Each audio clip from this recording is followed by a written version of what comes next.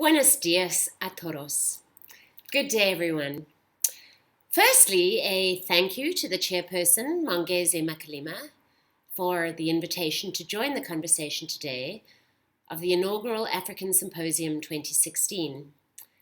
I know many of you have already been there for a day, and I understand it's awesome, and I'm sorry I can't be there in person.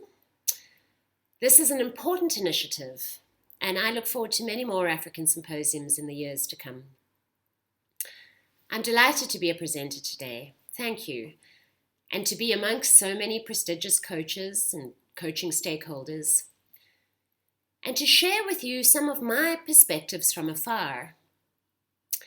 Today, I greet you from the city of Santiago in Chile in South America. We turned our clocks back on the weekend, and so it's 6 a.m. in the morning. I am an African coach working in Africa, South and North America, Canada and Australia from my mobile office, the small computer screen of my MacBook Air. My medium is Skype and other technology-based tools, and today I'm going to share with you what I believe can be a really real possibility, that African coaches can extend our coaching influence across the continent and even further across the globe with today's web-based tools. I am going to try and imbue in my sharing today not only information but some of my personal experiences. I'm going to start by sharing my perspectives of South America, a continent that shares a history and many commonalities with the continent of Africa. As a dear friend of mine who recently visited Colombia in northern South America said, Latin America is like Africa with a twist. So please sit back and enjoy some vicarious travel with me today. This leg of my story begins in 2014. When I decided to take a 3-month sabbatical, and because I had not too much knowledge on South America, I decided to come to South America, choosing Santiago as my first stop. My intention was to be here for 3 months. I have now been here for 2 years and intend to stay a little longer. I was really lucky in my 3rd month of being here to pick up some work with a South African mining house, some cross-cultural work in which I'm trained, and to be able to stay.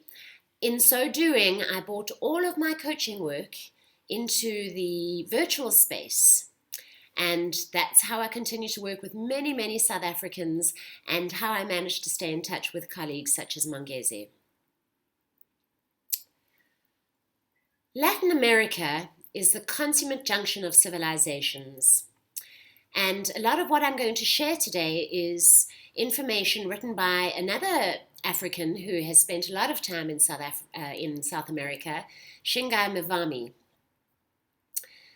The landscape of the Americas represents the defining meeting point of Native American peoples, the African slaves, the European colonialists whose own Mediterranean culture has been laced with Arabian and East European influence through conquest and travel.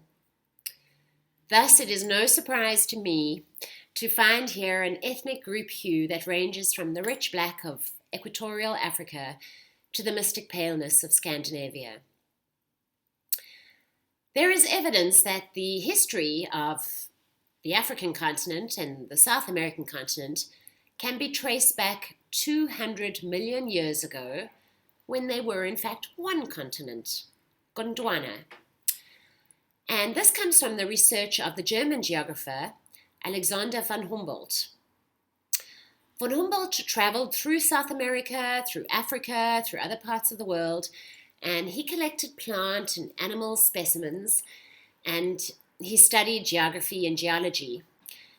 And he observed many similarities between the South American continent and the African continent, particularly this interesting fit of the continental coastlines.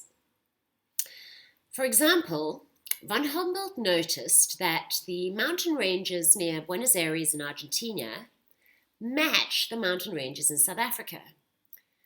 And there are other mountain ranges in Brazil which extend to the seashore and then stop.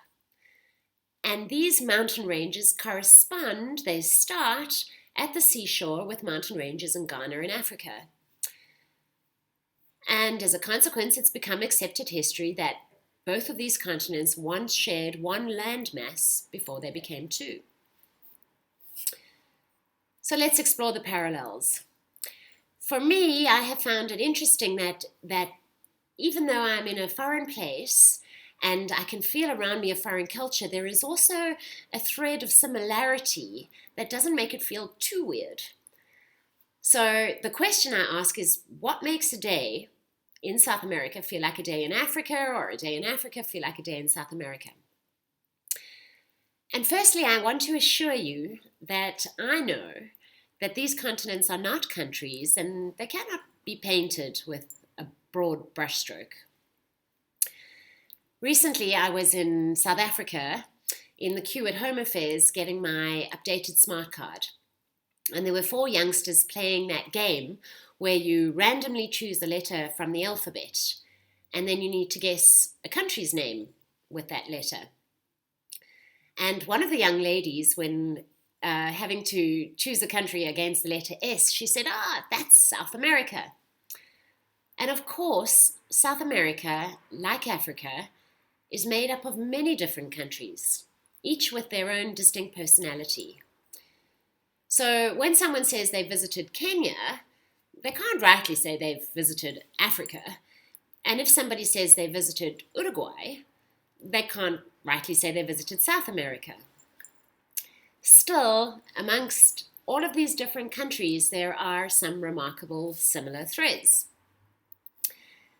So one of the first is dance. There is a societal expectation in both of these cultures to be able to masterfully express yourself in rhythm and emotion. Let it be seen in these cultures that if you are happy, excited, angry, or sad, you make an event of it. When you cry as if every inch of your soul desires for the sun to hear it. And when you celebrate, do it in such a way that strangers and enemies cannot but join you. I remember a wonderful day when I was in Brazil, in the beach, and there was this magnificent, spontaneous beach party that began. People started whipping out their instruments, and they were really excited to have me involved and wanted me to sing along and be part of it. Much of Latin America's music and dance has its roots, or at the very least, possesses definitive characteristics in African rhythm. Cumbia has its origins in African slave courtship. Salsa is a modification of West African traditional dance, and so are several others. Rumba, the African Cuban dance, has had such a cross-cultural impact that although the dance originated there in Cuba, Africans have adopted the Spanish-derived name rumba for their version of the dance. I must also tell you that all the pictures that you are seeing in this presentation are my own photography, captured in my travels through South America, and this particular picture of this gorgeous, expressive woman is taken in the town of Iquique in northern Chile during the festival month of January. The next parallel is food, and I can say weird food, right? In Africa, there's morojo, mapani worms. In South America, there's crocodile innards. And both cultures use food as medicine. Both continents seem to share this. And I must confess to having eaten a very disgusting, fatty little grub thing that was cooked on a barbecue in Peru that really freaked me out. But we do it, right? Because one thing we're talking about here in this culture is that it's rude to visit somebody and not to take the food you offered. and it's twice as rude not to offer your guests food, regardless of who they may be. In fact, I left Africa a vegetarian, and I have consequently become a meat eater. And that started when I shared a meal with a poor rural family in the town of Tarapoto in Peru. And it was simply impossible for me not to thank profusely the mother for the meat she placed in front of me and to eat every last mouthful. And it was the most delightful family, at least 7 people living together under one roof, and still they made space for me to come and join them and to dine with them every evening in their open-air kitchen. This particular picture is taken in the market in Iquitos, in the Amazon jungle, the heart of the Amazon jungle in Peru, where, trust me, any manner of strange is food. Let's talk about La Revolucion. There is definitely this parallel between the African continent and the South American continent because they share this passionate fight, or shared this passionate fight, against colonialism. The Latin American revolutions involved years upon years of internal resistance and the development of Pan-Americanism. There had to have been a unified sense of revolution across the countries, such that heroes that transcended their immediate nationalities arose, with names like Simón Bolívar and Ernesto Che Guevara resonating across the continent. Almost 100 years after Latin America gained its independence, Africa fought its similar struggle against the colonialists. In this case, mostly British and French. And again, a sense of Pan-Africanism prevailed.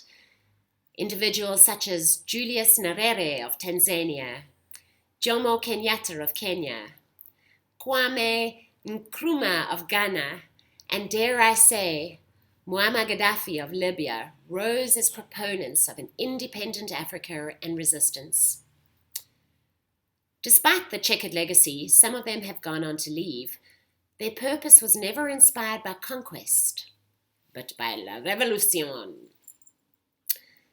The revolutionary similarities struck such a chord that Che himself and a few other Cuban revolutionaries flew to Congo in 1965 to help the Congolese fight imperialism. This picture was taken on the Workers' Day March in Santiago, and those of us who've experienced a Workers' Day March in either your continent or this continent, we know these things can get violent. And in fact, it was taking this photograph where I took a few misplaced thrown stones to my head in an attempt to be a heroic photographer. Let's talk about the role of women, the paradoxical role of women in both of these continents. And here I'm going to read the quote on this slide, written by Chimamanda Adichie, a Nigerian novelist, a nonfiction writer, and a short story writer, because I believe she expresses the feelings of many women on both continents. She says, "I am a person who believes in asking questions, in not conforming for the sake of conforming. I am deeply dissatisfied about so many things, about injustice, about the way the world works, and in some ways, my dissatisfaction drives my storytelling." The Latin American and African cultures are patriarchal. That they are patriarchal is no secret. Machismo is a very real thing, and that's just how it is. And gender roles are enforced time and again in the home and outside the home. But there is an interesting flip side to this, however. There is a distinct reverence given to women in both cultures. The role given to women in African mythology is often the goddess, the queen, and several African women are credited with giving birth to the revolutions. In the same vein, the Virgin Mary is particularly venerated in Latin America culture, even by Roman Catholic standards around the world. So how does this manifest itself? Well, in the two societies, often thought of as lacking in equal rights between genders, these two societies have churned out more female heads of states and government than in the Western world. Despite traditional gender roles in the immediate home, African and Latin American women often rise to the forefront of their community's leadership and hardly have their strength and womanhood questioned then. It's interesting for me now that this is the first time in my life that I'm living in a country with a female head of state, who coincidentally shares my name, Michelle Bachelet. And I find it fascinating how forefront female rights issues have become in the political agenda here. This pic of these two lovely ladies was taken in a town just outside of Santiago. And these very special women are Mapuche women and traditional healers. And you can see by the jewelry that they're wearing that this distinguishes them from ordinary women. Finally, there's this concept of time. We've all heard of African time, right? And much like Africa, there seems to be little hurry in the Latin American culture. Mañana, mañana is a common saying around here. Tomorrow, tomorrow. And as somebody who is trying to do business in the Latin Americas, I must tell you, it is frustrating, despite my own African time lenses, to have tomorrow, tomorrow. Still, conventional wisdom would have us equate this laid-back attitude to life and time with a laziness or a lack of passion, yet nothing can be further from the truth. There are many examples in African and Latin American culture where you will find testament to a hard-working and resilient people. Should, however, things not turn out favorably, that's okay. If it starts raining, one has nothing to do but take it in our stride. And this picture of these delightful running shoes is actually me on a 21.5-hour bus journey across Peru, because that's what you do to cover these long distances on these land-rich continents, isn't it? You just take it slow. Then there are other parallels, which I'll flip through quickly. Natural resources. Both of the continents are rich in these. There's gold, copper, and other ore bodies. And the real question we need to ask is about ownership and governance of these. The historic relics. Some historians have told us that there are remarkable parallels between the great civilization of ancient Egypt and the pyramids in Egypt and the pyramids built by the pre-Inca and Inca civilizations of South America. This picture is actually taken in Mexico, where there are a lot of pyramids, and although Mexico is considered to be South America, it also has this, considered to be Central America, it also has this strong Spanish and Inca and pre-Inca influence. Then there is this really interesting and controversial term called poverty porn. And this is also known sometimes as developmental porn or famine porn. And it's been defined as any type of media, written, photographed, or filmed, which exploits the poor's condition in order to generate the necessary sympathy for selling the media or increasing charitable donations or gaining support for a cause. Recently, a film created in Colombia by Colombian filmmakers called The Vampires of Poverty was showcased in South Africa, sharing how on both continents the media sensationalizes poverty, making a spectacle out of poverty when they show Africa and the South American continents, and how this patronizing approach disrespects the complex situations people are living in. And one of the pertinent examples for me has always been that the song that's made, "Do They Know It's Christmas Time in Africa at All?" This pic, incidentally, I captured in what's called the slums of Belén in Iquitos in Peru.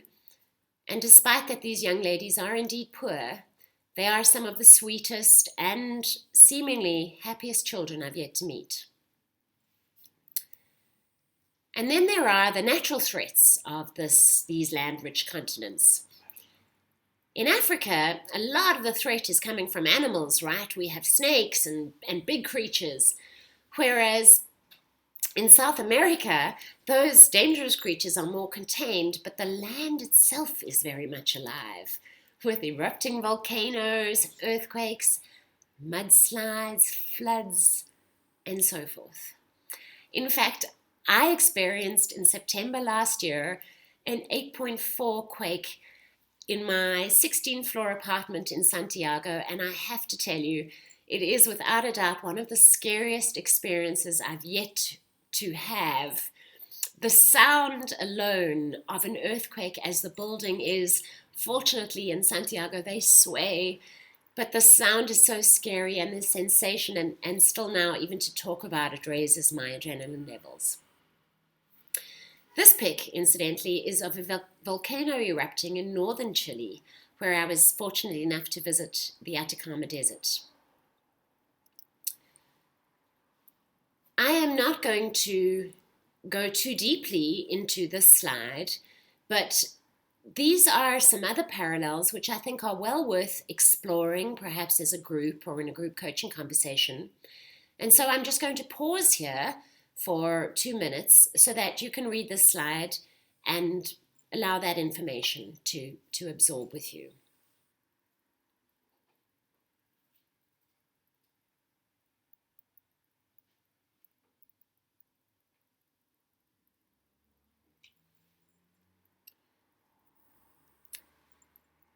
I wanted to share particularly 2 case studies as I have traveled across South America, and I've been fortunate to be in Uruguay, in Brazil, in Colombia, in some of the Central American countries, in Chile, North and South.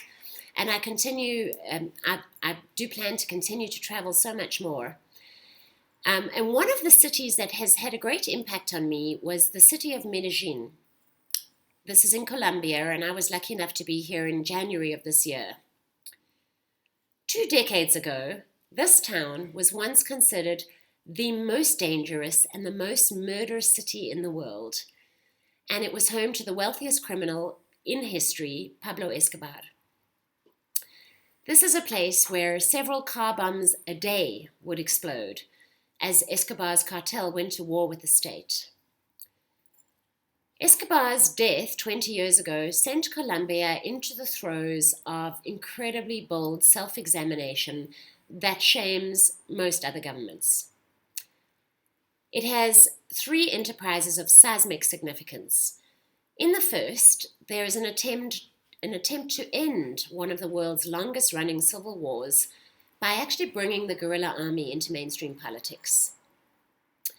Secondly, an attempt to reinstate land to those displaced, in a country which has suffered the largest internal displacement through violence of any nation on earth. And thirdly, a gauntlet thrown down to the rest of the world to fundamentally change the premises and language of a global policy towards drugs and drug trafficking after 40 years of the failed US-led war on drugs. I visited Medellin in January. I felt astoundingly safe. 2 years ago, Medellin won an award as the most innovative city in the world, mostly for its enormous investment into an integrated public transport system that includes metro lines, cableways, and giant escalators in the most poverty-stricken areas. These innovations now allow the poor to connect with the rich, and they've brought back dignity and income-generating opportunities for the people of Medellin. The man with whom I took a tour in Medellin has lived through both Medellin's dangerous history and its current state. And for him, it's just astounding what a revolution it has created for so many of his friends. So the interesting question we can ask ourselves is, what can Africa learn from Medellin in Colombia?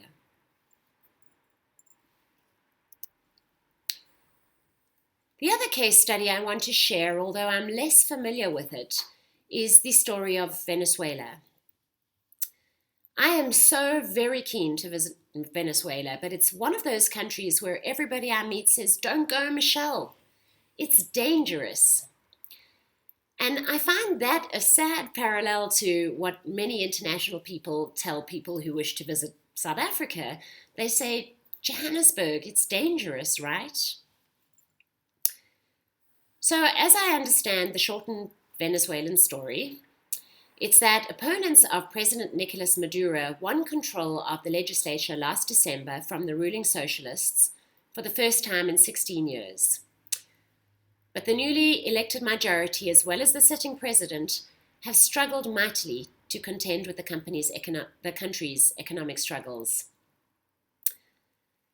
This weekend, CNBC.com put out a report to say that 6 members of the Venezuelan military were detained by local authorities for stealing goats to feed themselves, since there's no food left in the military barracks. Venezuela has been hard hit by food shortages, a dizzying inflation rate of up to 181%, and a collapse in the price of oil, its most critical export. Last month, Maduro ordered public employees to work only 2 days a week because of drought and an electricity shortage. I think we could be at breaking point, is what is heard on the street. So here is another interesting question we might ask ourselves, is what can Africa learn from Venezuela? So how am I working here, this African working in South America? I'm not particularly proficient in Spanish, and in fact I don't feel that I am ready to coach in Spanish. So what I have done is I have embraced technology. And please allow me to take this opportunity to invite all of you who are listening in.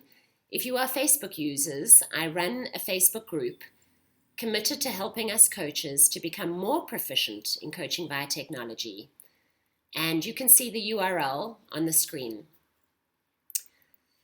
Now, coaching via technology is not really as technical as it sounds. I have a computer, I have access to the internet, and we'll talk about that in a bit. I have installed Skype, and my clients do exactly the same thing. I have a world clock that helps me to know the time zone differences.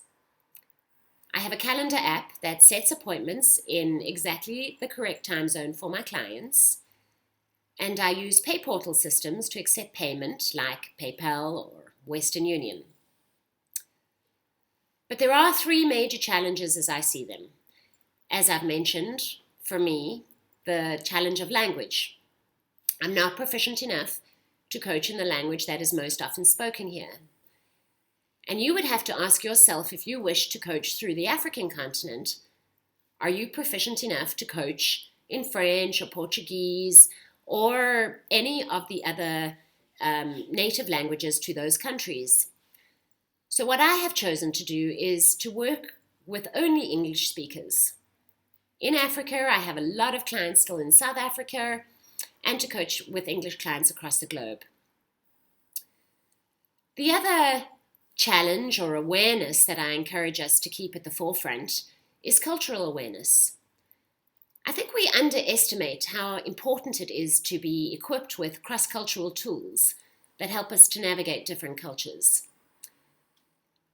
In South America, despite that Spanish is spoken throughout all the countries except for Brazil, where Portuguese is spoken, it's still very important for me to be aware that Venezuelans are not Bolivians, are not Ecuadorians or Chileans or Argentinians. And this will be the case throughout Africa, right? The people are not of different cultures, and we would do well to be culturally sensitive. The third challenge that I see, and I see this perhaps as being Africa's largest challenge, is the internet coverage. This map, which is the most up-to-date that I can find on Google, is indicating to us internet coverage across the globe. And the darker red sections show us the more prolific use of the internet. And we can see that in North America particularly, in Europe particularly, and in Asia, the internet is very widely used. You can see that in South America too, but Africa is the continent that is showing the most of the light red, suggesting that we need to make efforts to really start connecting so that we can be integrated in the internet and among ourselves. So, what can Africa learn from South America? And perhaps even a more important question is, should Africa be looking to South America for its answers? And I've posed that question to some South Africans in Chile and some Chileans, my friends, and said, should Africa be focusing on South America? And in fact, they all say no. Each of these continents has their own set of challenges, and perhaps we can learn by looking across at experiences and information, but we'd also do very well to look at our own distinct situations. But I'm not going to even answer this question. I'm going to leave it for you as a group to discuss and contemplate there in South Africa today. So I want to thank you all. As you may have seen by the little message that's just popped up on my screen, my hard disk is almost full. So it's time for me to come to an end of this presentation. I thank you all for listening to me. Continue to have a great day in Pretoria.